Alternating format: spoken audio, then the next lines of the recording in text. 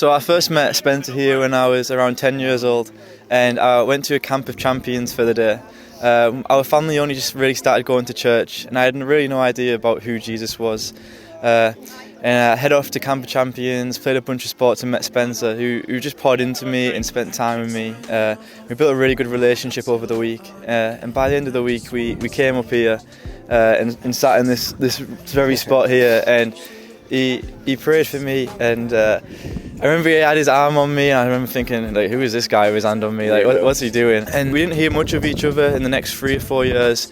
It wasn't until on the day of my baptism, he saw a picture of me on his now wife's Facebook of me being baptized, and recognised me, and that was the second time we bumped into each other. Just incredible. God gave us the opportunity, really randomly, that I was even able to go, but got here, started hanging out with the kids, and I noted this little guy running across the pitch. He was way better than me at football,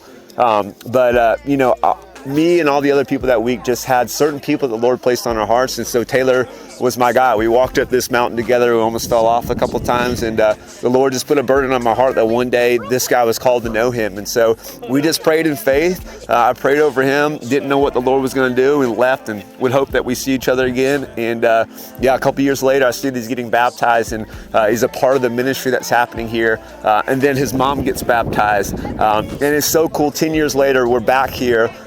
When God's calling him into ministry to pour into students and to see them come to know Jesus. And so if that doesn't show you that the gospel is full circle, and that God doesn't make mistakes, and that God doesn't call people out of their comfort zones to serve him, I don't know what does. And so this is none of either of our doing. This is God's goodness and his love, and showing it through the spectrum of relationships across the ocean, that he's faithful, and he's calling people like Taylor, like everyone here on this team, just to go love people well, to sow the seeds of the gospel, and to step back and watch what he does best. And so I'm just so proud of this guy, so thankful that he's taken the call to shepherding and to give his life so that people would know Jesus. And just as a friend and a brother, that's the greatest thing that I could ever hope for. And so, Joe, if you're watching this, I love you too. And thankful for our Teesside family, and this won't be the last time we see each other. So love you, man.